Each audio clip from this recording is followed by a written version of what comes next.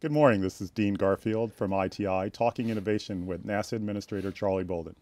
Charlie, why don't we start by talking a little bit about NASA and its current mission and its role in driving science in the United States today? Great, Dean. First of all, thanks for coming over and welcome to our humble abode here. NASA's sort of an innovation engine for the government. I look at it that way. While some will not classify us technically as a research and development organization, that's what we spend a lot of our time doing. And what's been really exciting to me personally has been our involvement not only with mechanical, if you will, innovation in an engineering perspective, but innovation in communications. We didn't know what social media was, for example, several years ago. And today, we receive awards and we kind of lead all other government agencies in utilizing innovative ideas about communicating with people, social media and the like. So we're very proud of our. Yeah, I saw you did a Google Plus Hangout with I've Elon Musk the other day. I've done two Google Sorry, I Plus don't want to Hangouts. shortchange Hey, you. that's all right. That's all right. But it was great, and we would have never done that a year ago, and because we didn't realize the power of that type of communication. It's about taking technology and utilizing it to the fullest to enhance your ability to communicate with the rest of the world. I'm curious about your background. The president has placed a lot of emphasis on science, technology, engineering, and math. Yeah. Talk a little bit about yourself, how you became interested in space, and the role that STEM plays today in driving space exploration. Well, STEM is critical in everything we do.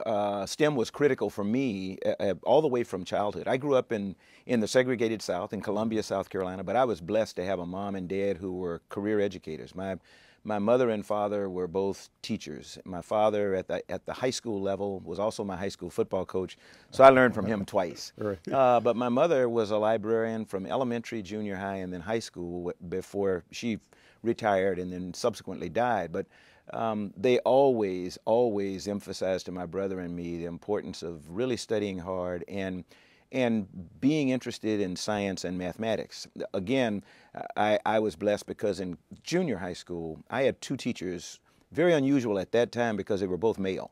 And when I was growing up in South Carolina, you only found male teachers in high school, where they were, for the most part, there for discipline. But I had a science teacher and a math teacher.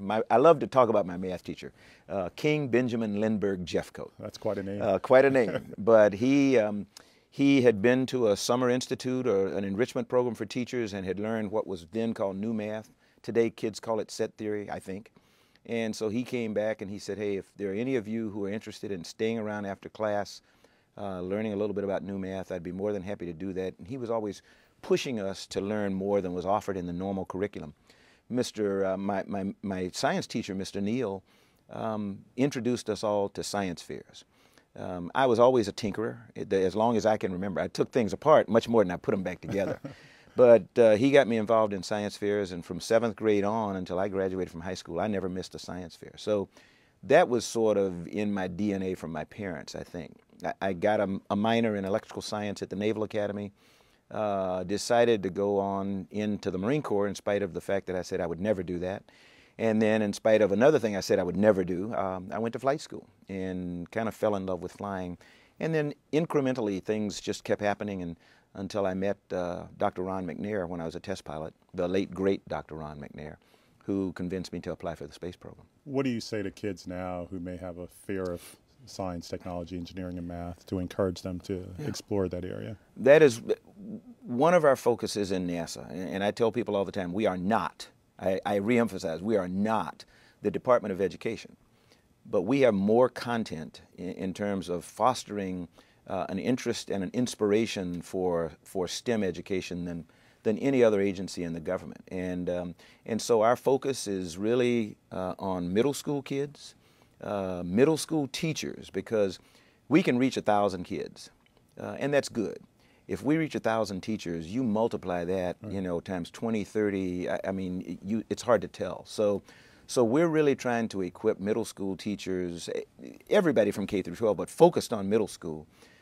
We're trying to equip them with the courage, if you will, to stand in front of a group of students and say, hey, math and science can be fun. It's difficult, yes, but it can be fun. And my job here is to help you fall in love with this stuff.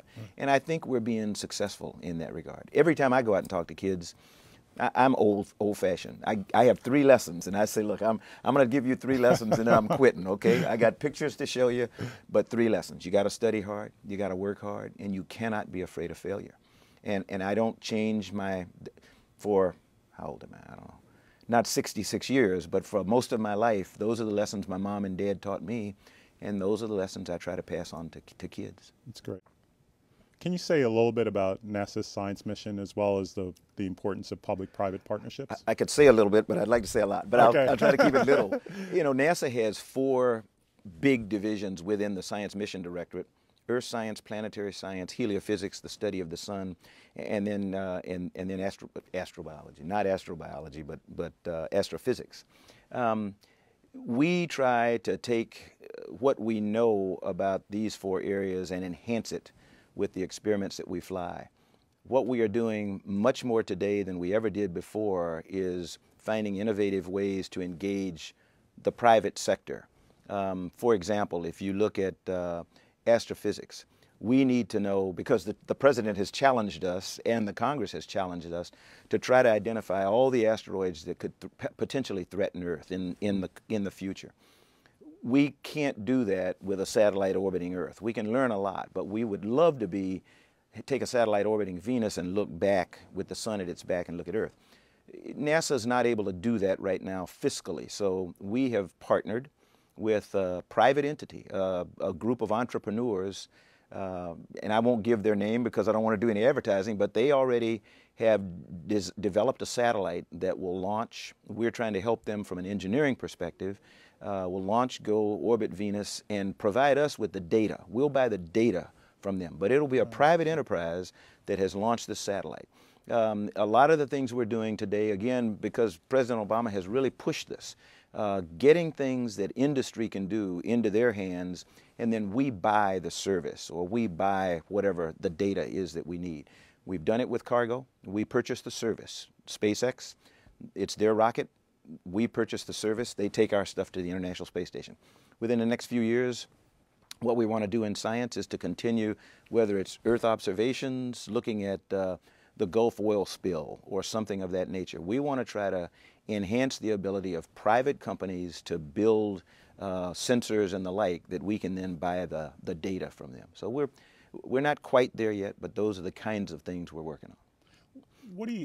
I'm going to ask you to make a bit of a prediction, which is always dangerous. But always bad. What are you working on today that you think is going to, it doesn't have to be specific, but more generally, that will be a major breakthrough for the American people 20 years from now or 30 years from now? If the thing that we're working on today that will be a major breakthrough, if we can do it, is a totally new generation of in-space propulsion. Today, most of what we do is chemical engines and the like, things that people are accustomed to. We use small thrusters, you know, to send small satellites around, but we need a new type of propulsion system to get humans from Earth to Mars, for example. We need much less transit time than 8 months, because today the big threat to humans is this long exposure to 8 months of hostile radiation. If we can find, whether it's nuclear, solar electric, or fusion or something, that's going to be a huge breakthrough. In the area of aeronautics, something that's related to you and me because we travel a lot. Right. We constantly work with the aircraft industry in producing more fuel-efficient airplanes, quieter airplanes, something that people will hear people start to talk about here, I think, in the next 10 years, is a blended wing body aircraft. Looks totally different from what anybody's seen today. If you look at a B-2 bomber, for example, it's like this big delta. Nobody's not, I mean, you know, most people have not thought about that, for example, as a concept for putting passengers in. In terms of efficiency, in fuel efficiency, quietness, everything, a blended wing body design would really enhance our ability to move cargo and people safely. And are commercial from place entities to place. working on that? Commercial entities are working with us on that. But like everything else, you know, there's only so much money around, and so there again, we're forced into not forced in, but we join with industry in this public-private partnership that enables us to get where we know the nation needs to be. And I'm confident that you may not see a blended wing-body airplane flying with passengers in the next 10 years, but you're going to see us start development on a blended wing-body space aircraft. I do a lot of cross-country traveling, so I'll thank you in advance for that. You'll love it. You'll love it. You mentioned your hangout with Elon Musk. It was exciting for me to watch. You watched? I do. The launch of Dragon. Tell me a little bit about what that means for NASA and what it means for public-private partnerships. It's not what it means for NASA. It's what it means for the nation. You know, the president took a big risk. One, in putting his faith in NASA and being able to execute on a program that a lot of people said we should not be doing, and that is to facilitate the success of commercial entities. And but he had faith in us, and I hope we have delivered satisfactorily so far. We got a long way to go. But it was important for the nation because, for one thing, today people can say within, I mean, it's just a year since we flew the last space shuttle mission. But today, every American can say, look, we're sending cargo to the International Space Station, and it's not launching out of Baikonur. It's not launching out of someplace in Japan, or it's not launching out of Kourou. It's launching out of Cape Canaveral, and it's launching on an American spacecraft. You know, granted, this time it was Dragon on Falcon 9, but our hope is that within the next few months we're gonna get a second American company certified, and that's going to be Orbital Sciences out of Dulles, Virginia. It's going to be exciting because they're going to launch right off the eastern shore of.